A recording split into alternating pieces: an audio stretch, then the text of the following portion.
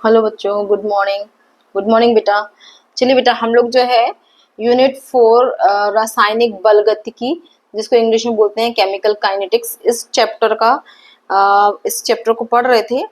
और इसमें आज जो हम देखेंगे अभिक्रिया की अणु संख्यता, ये वाला पॉइंट देखेंगे। क्योंकि ये चैप्टर जो है, इस चैप्टर से आपको मैंने पहले ही बताया था, इस चैप्टर से आपका आएगा 2 नंबर का एक क्वेश्चन और 3 नंबर का एक क्वेश्चन आएगा। मतलब टोटल 5 नंबर के इस चैप्टर से पूछे जाएंगे प्रश्न, और 2 नंबर का एक प्रश्न और 3 नंबर का एक प्रश्न।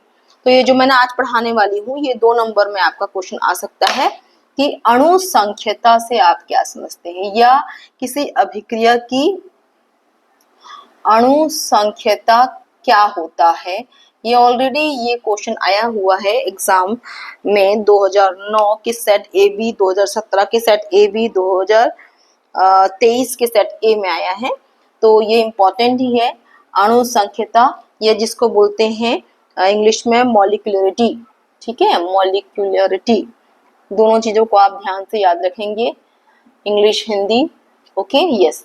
अब बहुत ही सिंपल लैंग्वेज में आपको समझाऊंगी बच्चे लोग, अणु संख्यता क्या होती है। जैसे कि नाम से स्पष्ट है, अणु और ये संख्यता माने अणुओं की संख्या के बारे में। ठीक है, तो आपको देख के, सबसे पहले प्रश्न को देख के ही, आपको क्वेश्चन को देख के ही आपको थोड़ा सा एकदम कूल हो जाना है कि उसका आंसर कैसे याद रखेंगे। तो अणु संख्यता मतलब ये जो शब्द है हमको ये बता रहा है अणुओं की संख्या की जानकारी देगा। पर अणुओं की संख्या की जानकारी किस प्रकार के अणुओं की संख्या की जानकारी देगा, आइए अपन देखते हैं। इसकी परिभाषा के रूप में उदाहरण सहित पढ़ेंगे तो समझ में आ जाएगा। ठीक है, अच्छा, अब मैं आपसे बोलूंगी, एक सिचुएशन देख रहे हैं अपन। जैसे कोई एक रिएक्टेंट है ए प्लस बी, और ये रिएक्ट किया और डायरेक्ट इसने प्रोडक्ट का फॉर्मेशन कर दिया। ठीक है, तो हम बोल सकते हैं कि ये जो रिएक्शन नंबर 1 है वो एक सिंगल स्टेप में ये अभिक्रिया कंप्लीट हो गई। माने ए और बी रिएक्टेंट थे, ये आपस में रिएक्ट किए और प्रोडक्ट का फॉर्मेशन हो गया, मतलब रासायनिक अभिक्रिया कंप्लीट हो गई। सिचुएशन नंबर 1 एक स्थिति। सिचुएशन नंबर 2 माने दूसरी स्थिति हो सकता है ऐसा हो कि कोई ए रिएक्टेंट हो, पहले वो किसी दूसरे से रिएक्ट करे, मतलब सपोज वो रिएक्ट कर रहा है किसी जेड रिएक्टेंट से, और उसके बाद वो बना रहा है वाई, और उसके बाद ये वाई जो है फिर किसी दूसरे आई रिएक्टेंट से क्रिया करने के बाद वो क्या बनाएगा, प्रोडक्ट। मतलब हम क्या बोल सकते हैं, ये जो रिएक्शन है ये टू स्टेप्स में कंप्लीट हो रही है। 2 स्टेप में रिएक्शन कंप्लीट हो रही है, माने पहले वाई प्रोडक्ट का निर्माण हो रहा है, फिर वो वाई प्रोडक्ट किसी और रिएक्टेंट से क्रिया कर रहा है, क्रियाकारक से क्रिया कर रहा है, तब जाकर उत्पाद का निर्माण हुआ है। मतलब ये जो मैं सेकेंड बताया वो 2 स्टेप में रासायनिक अभिक्रियाएं कंप्लीट होगी, 2 पद में रासायनिक अभिक्रियाएं कंप्लीट होगी। पहले वाले में हमने क्या देखा कि एक ही पद में अपने को प्रोडक्ट का फॉर्मेशन हो गया। बट फर्स्ट वाले, इस सेकंड वाले टाइप में क्या हुआ, पहले ए जेड से क्रिया किया, फिर वाई बनाया, फिर वाई किसी और क्रियाकारक से किया, तब जाकर वो प्रोडक्ट का निर्माण किया।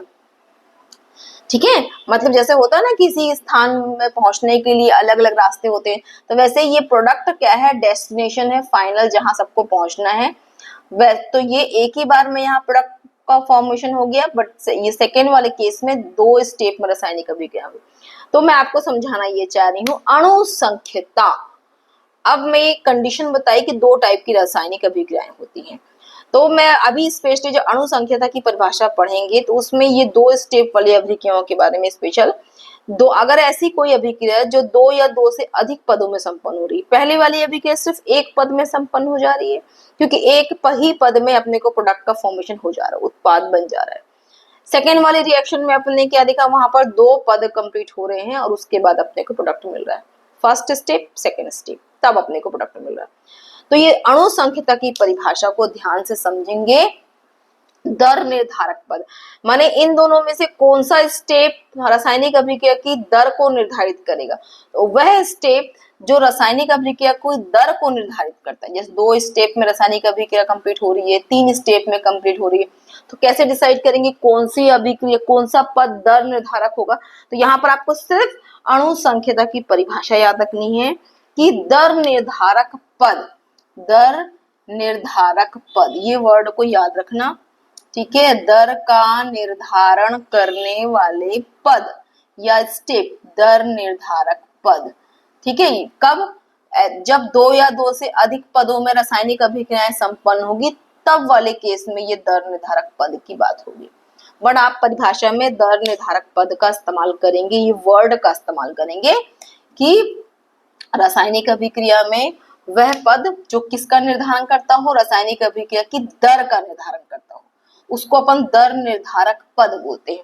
तो अणु संख्यता की परिभाषा में आपको दिखना है, क्या दिखना है कि दर निर्धारक पद में भाग लेने वाले अणुओं, परमाणुओं तथा आयनों की संख्या को क्या बोलते हैं, अणु संख्यता कहते हैं। माने कोई भी स्टेप दर निर्धारक पद हो, जैसे कि सपोज में एग्जांपल के लिए अपन देख लेते हैं O3 ये रिएक्टेंट है और ये जब प्रोडक्ट में फॉर्म करेगा तो O2 और ये, तो यहाँ पर क्या देख रहे हो बेटा, ये दर ने, यहाँ पर आप देख रहे हो कि यहाँ पर ये कितने अणु भाग ले रहे हैं, ये ओजोन के कितने अणु भाग ले रहे हैं, यहाँ पर कुछ सामने में कुछ नहीं है, मतलब एक अणु भाग ले रहा है।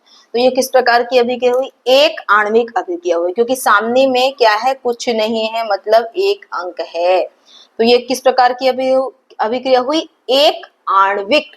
कैसी अभिक्रिया, एक आणविक अभिक्रिया। समझ में आया, ठीक है। इसके पहले एक और एग्जांपल देख लेते हैं। अब उसके बाद देखेंगे, जैसे कि यहाँ पर दिया हुआ है 2N2, मैं आपको सिर्फ दर निर्धारक पद और अणु संख्यता उसको ही समझा रही हूँ। समझाने के लिए बहुत कुछ है मेरे बच्चा लोग, पर मैं हाँ अभी एक एक टारगेट लेके आई हूँ और वही टारगेट को कंप्लीट करते हुए आपको समझा रही हूँ, ठीक है। यहाँ देखिए, अब ये वाली रासायनिक अभिक्रिया में क्या हो रहा है, यहाँ पर संख्या कितनी है, 2 दिख रहा है। तो अणु संख्यता इस अभिक्रिया के लिए क्या होगा, 2, मतलब ये होगा द्विआण्विक अभिक्रिया। अगर पूछेगा अणु संख्यता का मान क्या होगा, तो आप बोलेंगे अणु संख्यता का मान 2 होगा। समझ में आई बात। तो अणु संख्यता का मान 2 होगा और किस प्रकार की अभिक्रिया है, द्विआण्विक अभिक्रिया, क्योंकि क्रियाकारक में कितने अणु भाग ले रहे हैं, 2 अणु भाग ले रहे हैं। क्लियर। तो द्विआण्विक माने अभिक्रिया में अभिकारकों के 2 अणु भाग ले रहे हैं। चलिए एक और देख लेते हैं। 2NO ये दिया हुआ है, साथ में इसकी रिएक्शन ओजोन से कर रहे हैं। फिर जो प्रोडक्ट का फॉर्मेशन हुआ है वो देखेंगे। अपने को सिर्फ और सिर्फ क्या पढ़ना है, अणु संख्यता, मतलब अणुओं की संख्या। तो क्रियाकारक, ये क्रियाकारक साइड में कितने अणु हैं उनकी संख्या को ही बस दिखना है आपको। तो ये वाला क्रियाकारक जो दिख रहा है उसमें कितने अणु हैं, 2। इसमें कितने अणु, कुछ मतलब 1। तो ये टोटल ये क्या है, ये क्रियाकारक वाला साइड है ना। तो इस क्रियाकारक साइड में ये 2 अणु और ये 1, तो 2 और 1 कितना हुआ, 3 हुआ। तो अणु संख्यता का मान कितना होगा, 3 होगा। समझ में आया, अणु संख्यता का मान कितना होगा, 2 और 1 ये 3। तो क्रियाकारक वाला जो पद है, जो साइड है, उसमें क्रियाकारक के अणुओं की संख्या को ही अणु संख्यता कहते हैं। परिभाषा, दर निर्धारक पद में किसी भी रासायनिक अभिक्रिया में किसी भी रासायनिक अभिक्रिया के दर निर्धारक पद में भाग लेने वाले मतलब क्रियाकारक की बात कर रहे हैं। तो भाग लेने वाले अणुओं की संख्या को क्या बोलते हैं, अणु संख्यता कहते हैं। समझ में आई बात, क्लियर है। तो आपको क्या करना है, सिर्फ और सिर्फ एक ही काम करना है। पहली बात आप क्या करोगे, अणु संख्यता की परिभाषा लिखोगे और बताओगे कि किसी रासायनिक अभिक्रिया में दर निर्धारक पद में भाग लेने वाले अणुओं की संख्या या क्रियाकारकों की कुल संख्या को उस अभिक्रिया की अणु संख्यता कहते हैं।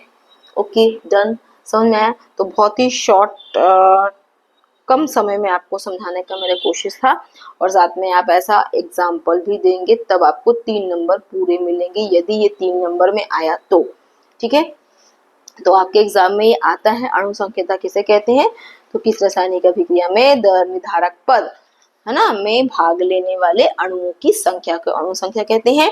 और इससे रिलेटेड कुछ बातें बता दूं मैं आपको, ये क्योंकि कभी कभी ना अणु संख्यता और अभिक्रिया की कोटि में अंतर भी पूछता है, तो कुछ पॉइंट्स इसको आप, ये आपका होमवर्क रहेगा क्या होमवर्क मैंने बताया कि अणु संख्यता और अभिक्रिया की कोटि में क्या अंतर होता है। तो अभी मैंने अणु संख्यता के बारे में बताया, ध्यान देंगे। अणु संख्यता का कुछ ना कुछ तो मान हमेशा होगा कि नहीं होगा, तो याद रखेंगे क्योंकि क्रिया कारक में कम से कम एक अणु तो होगा ही, तो कोई भी रासायनिक अभिक्रिया की जो अणु संख्यता का मान कभी भी 0 नहीं हो सकता। क्यों? क्योंकि क्रिया कारक की संख्या कभी 0 नहीं हो सकती है। क्यों? अगर क्रिया कारकों की संख्या 0 होगी तो रासायनिक अभिक्रिया कहाँ से होगी? आया समझ में? तो इसलिए सिचुएशन नंबर 1, अणु संख्यता का मान कभी भी 0 नहीं हो सकता।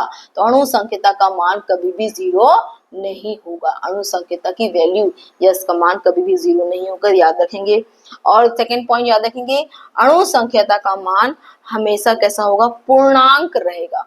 पूर्णांक मतलब पूर्ण अंक रहेंगे, ऐसा नहीं कि 1.5 अणु भाग ले रहे हैं, 3.5 अणु भाग ले रहे हैं, ऐसा नहीं, पूर्ण अंक रहेगा। तो 2 पॉइंट याद रखना, अणु संख्यता का मान कभी भी 0 नहीं हो सकता, अणु संख्यता का मान हमेशा पूर्णांक रहेगा। ठीक है, तो ये, और उसके बाद अपन ने देखा परिभाषा बताई मैंने अणु संख्यता की, आपको एग्जाम्पल बताया। तो अगर आपको ये 2 नंबर का है, सॉरी 3 नंबर का है, 5 नंबर का है, जैसा भी है आपको तैयार रखना है, क्योंकि मैंने पहले बताया कि इस चैप्टर से कितने नंबर का आएगा? 3 नंबर का आएगा। और कितने नंबर का क्वेश्चन मैंने बताया आपको? 3 नंबर का, और 2 नंबर का प्रश्न आएगा इस चैप्टर से। तो यदि 3 नंबर का आया तो आप 3 नंबर के हिसाब से रेडी करके रखिए, ताकि अगर 2 नंबर का आए तो आप बना ही लोगे भाई। आया समझने? तो अणु संख्यता वेरी वेरी इंपॉर्टेंट है, इसको ध्यान रखेंगे, याद रखेंगे, और बाकी बच्चों को भी शेयर करें ताकि उनको भी समझ में आए कि अणु संख्यता या मॉलिक्यूलरिटी क्या होती है।